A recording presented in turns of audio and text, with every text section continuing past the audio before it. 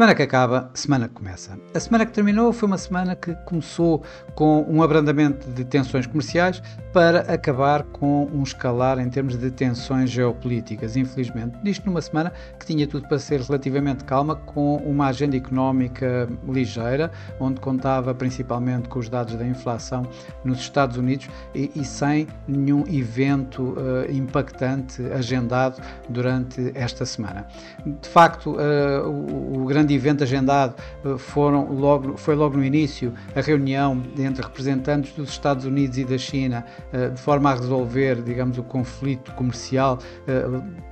em curso entre ambos os países, depois de uma chamada telefónica entre Xi Jinping e Donald Trump. Acederam novamente a encetar novas negociações que foram feitas em Londres nos primeiros 2 dias, em que resultou, de facto, o reafirmar do acordo que já tinha sido feito um mês atrás na Suíça, comprometendo-se a China a exportar as tais terras raras para os Estados Unidos e, do lado dos Estados Unidos, um compromisso para continuarem a aceitar estudantes chineses nas suas universidades, assim como rever a política de exportação de tecnologia para a própria China.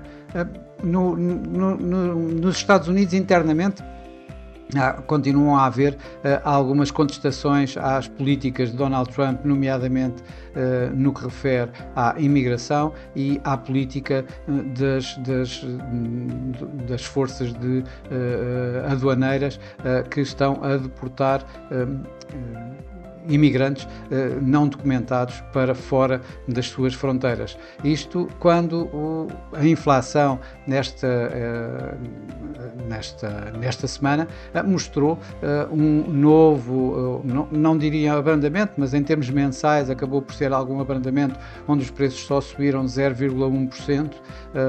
isto mesmo na própria inflação subjacente. Os dados da inflação mostraram uma subida muito ligeira de 2,3% para 2,4%, quando o mercado já estava à espera de 2,5%. A inflação subjacente, portanto, retirando energia e alimentos, manteve-se nos tais 2,8%. Claro que isto deu já asos imediatamente tanto Donald Trump como inclusive J.D. Vance, o seu vice-presidente, continuarem a pressionar o Fed, continuarem a pressionar Jerome Powell, exigindo de alguma forma um rápido e grande corte nas suas taxas de juros. Donald Trump continua a insistir nos tais 1%. Também, ainda na agenda económica desta semana, com relevância, tiveram os dados da Universidade de Michigan, em que a confiança do consumidor, o indicador da confiança do consumidor, mostrou alguma recuperação de 52,2 onde estava para 60,5, e inclusive as expectativas de inflação que têm vindo constantemente a subir, desta vez recuaram um pouco, nomeadamente as expectativas a caírem dos 6,6% onde estavam para 5,1% no curto prazo, e um recuo mais ligeiro no longo prazo. Mas de facto que os mercados estiveram acabaram por ficar bastante ligados, e que marcou de facto esta semana de uma forma geral foi realmente o escalar nas tensões entre Israel e o Irão, portanto o escalar naquela zona bastante sensível no Médio Oriente, com um ataque israelita ao Irão e com a respectiva resposta por parte do Irão, portanto abrindo aqui assim um conflito que a ninguém, por certo, convém, muito menos aos mercados financeiros, que ficaram bastante pressionados, isto com o mercado petrolífero a disparar de imediato, com receios de uma disrupção na oferta do petróleo, na medida em que estamos a falar de uma área bastante fulcral no fornecimento de petróleo a nível global. Claro que, obviamente, os mercados acionistas foram de imediato abalados, eles que tinham vindo durante a semana praticamente entre ganhos e perdas, ou seja, não havia muita volatilidade no mercado, nem mesmo a situação das negociações entre a China e os Estados Unidos deu grande impulso aos mercados, a situação interna nos Estados Unidos também não os pressionou, a inflação deu aqui por algum momento a inflação em queda, acabou por dar ou manter-se os dados da inflação abaixo daquilo que era esperado, acabou por dar aqui assim inclusive algum suporte aos mercados que acabaram por ser pressionados exatamente no último dia com o tal ataque de Israel ao Irão. Claro que na Ásia os mercados até terminaram a semana entre ganhos e perdas, nomeadamente o Nikkei aqui, como vemos, acabou por ganhar um pouco, acabou por terminar em terreno positivo.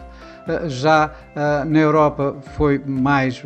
penalizado, o Eurostoxx caiu quase 3% no final, portanto terminou a semana a perder cerca de 3%, um pouco menos de 3%, enquanto nos Estados Unidos o S&P 500 foi o que menos perdeu e mesmo assim perdeu aqui cerca de 0,4%, com os mercados pressionados, como digo, e no último dia, sendo essencialmente no último dia. Também por aqui, por Portugal, o PSI acabou por terminar praticamente com um ganho marginal, que é à volta dos 0,3%, isto ajudado pelo Magalp, está, que acabou a semana a ganhar mais de 3%, mas pressionado pelo Mota-Engil, que foi o título que mais perdeu no mercado esta semana, perdendo um pouco mais de 7%. O mercado cambial acabou por contar com alguma volatilidade adicional durante esta semana. O dólar acabou a negociar em queda, registrou aqui um mínimo de XY à volta dos 97, pressionado uma vez mais, por uma inflação que não foi tão elevada quanto o mercado estava a estimar. Isto colocou mais pressão sobre a Reserva Federal para cortar taxas de juros e ainda por cima com mais pressões adicionais sobre Jerome Powell por parte de Donald Trump, o que coloca, digamos, de alguma forma os mercados um pouco mais nervosos e um pouco mais pensativos relativamente à independência do próprio Fed. Isto acaba por prejudicar o dólar, levando o dólar nesta semana, como vimos aqui, a novos mínimos. Quem saiu beneficiado acabou por ser o euro, que não foi só o euro-dólar acaba por subir, acabou por fazer um novo máximo dos últimos mais de 3 anos, e um novo máximo do ano, obviamente, acima dos 1,16, isto não só pela desvalorização que o dólar teve esta semana, mas ainda sendo a divisa preferida, como a divisa que mais líquida a seguir ao dólar e, portanto, com aquela, digamos, alguma aversão que o mercado continua a sentir relativamente ao dólar, acaba por levar o euro a ser a moeda preferida dos mercados. Depois de começar a semana à volta dos 1,14, aliás, abaixo mesmo de 1,14, acabou por terminar a semana a 1,1550, recuando do tal máximo acima de 1,16. A Libra teve algumas perdas durante esta semana, uma volatilidade um pouco mais elevada nos mercados, os dados do mercado de trabalho abaixo daquilo que o mercado esperava, assim como os do PIB, do crescimento económico, levou de facto a pressões sobre a Libra que acabou a semana a perder face ao euro e ganhar um pouco face ao dólar, na medida em que o dólar perdeu praticamente contra todas as divisas. Já do outro lado tivemos o franco suíço, que acabou por ganhar com o seu papel de moeda de refúgio. De realçar os ganhos da coroa norueguesa durante esta semana, que com uma volatilidade no mercado acionista relativamente baixa, acaba por beneficiar, e de que forma, dos fortes ganhos dos mercados petrolíferos durante esta semana. Nos mercados emergentes, as moedas que mais se destacaram pela negativa, ficando bastante pressionadas esta semana, foi novamente o rand sul-africano e a lira turca, com perdas que aqui vemos em torno de 2% 0,5% rende um pouco mais, a lira turca um pouco menos face ao euro, que, como sabem, mesmo assim ganhou face ao dólar. No mercado de commodities, obviamente que aqui tivemos fortes ganhos, tanto no ouro como nos mercados petrolíferos. Os mercados petrolíferos acabam por estar bastante, impulsionados pelo que se passou nos últimos dias, no último dia da semana. Em determinado momento, os preços do petróleo saíram bem acima dos 13%, ganharam mais de 13% na semana. Mesmo assim, o Brent acabou a semana a ganhar aqui à volta dos 12% e o WTI à volta de 13%. O ouro, obviamente, o ativo de refúgio, foi uma vez mais o preferido, digamos, desta semana, muito mais. Teve aqui dois drives grandes durante esta semana. Primeiro, uma inflação nos Estados Unidos menos agressiva do que o que esperava, leva a mais uma vez a pressões sobre taxas de juros nos Estados Unidos. Taxas de juros baixas nos Estados Unidos acaba por dar aqui assim algum impulso ao próprio ouro, que acabou por ser ainda bem mais impulsionado com a situação que se vive neste momento no Médio Oriente, entre Israel e o Irão, e acabou por ganhar esta semana aqui um pouco mais de 3%. A semana que vai começar é uma semana, obviamente, onde vamos continuar a acompanhar, onde o mercado certamente estará bem atento ao que se está a passar no Médio Oriente. É uma semana que, em termos de dados económicos, vai ser praticamente vazia, vai ser bastante ligeira, mas a agenda económica vai contar com inúmeras reuniões de bancos centrais que vão continuar a estar certamente no foco das atenções dos mercados durante esta semana. A semana vai começar, obviamente, como terminou, ou seja, com os mercados bem atentos ao que está a suceder no Médio Oriente. Infelizmente, a contenda entre o Irão e Israel parece não terminar tão cedo, pelo menos por indicações de israelitas que dizem que os ataques vão durar dias. Vamos ver se esses dias não se transformam uma vez mais em semanas ou mesmo meses, com os mercados bastante pressionados. Isto numa altura em que o Estreito de Hormuz pode voltar a ser interrompido. Isso vai dar aqui uma nova pressão sobre os mercados petrolíferos e, portanto, mais impulso aos preços da energia. Esses preços da energia, nomeadamente, inclusive com a interrupção do gás natural, da distribuição de gás natural ali naquela área, vindo daquela área, poderá uma vez mais também pesar sobre o euro. E, por outro lado, vamos ter aqui assim o tal disparar nos preços energéticos, que acabará por levar a inflação numa forma global em alta e, portanto, tudo isto a pressionar os mercados financeiros, e é isso que o mercado provavelmente irá começar já esta semana a observar. Na agenda económica, tal como eu disse, vai ser muito ligeira. Vamos ter, eu diria, quase o G7 a começar segunda-feira, aliás, a começar já hoje, domingo e segunda-feira, no Canadá, que vai provavelmente estar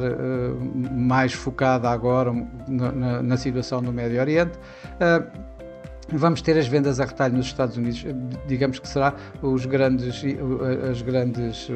dados mais observados durante esta semana.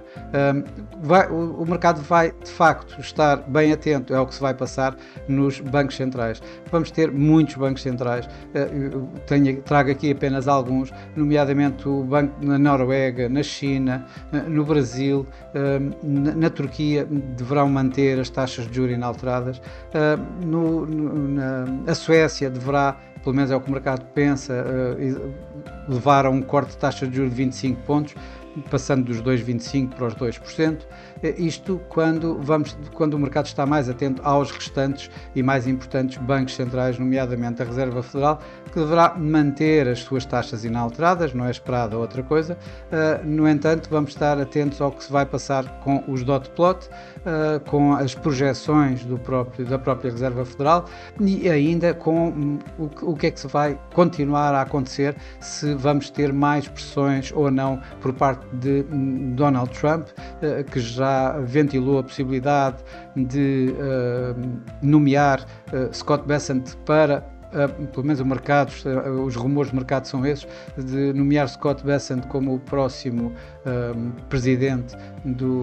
da Reserva Federal, isto mesmo depois de já ter dito que, ou mesmo tendo dito após isso, que não iria afastar Jerome Powell antes do término do seu mandato, que é no próximo ano de 2026. O mercado irá estar, de facto, a olhar para a comunicação de Jerome Powell no final da reunião. Vamos ver se ele de alguma forma mostra alguma cedência à administração Trump, e isso também será bastante prejudicial em termos de dólar. No Banco de Inglaterra,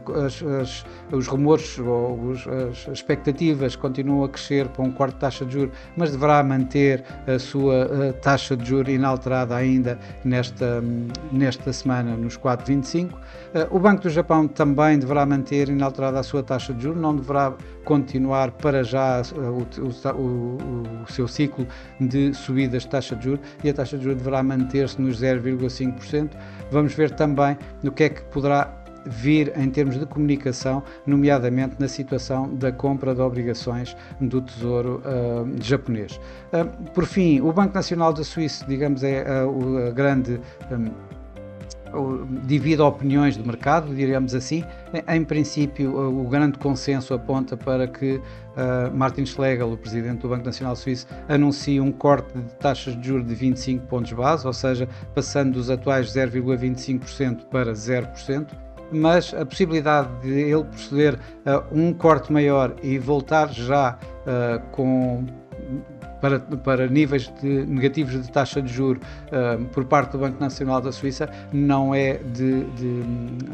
excluir, isto depois de a própria inflação ter voltado para território negativo, em que, portanto, a Suíça confrontar-se uma vez mais com uma situação de deflação. Bom, e para esta semana é tudo. Desejo a todos uma excelente semana, bons negócios, e eu por mim estarei por cá daqui a uma semana para mais um Semana que Acaba, Semana que Começa. Até lá!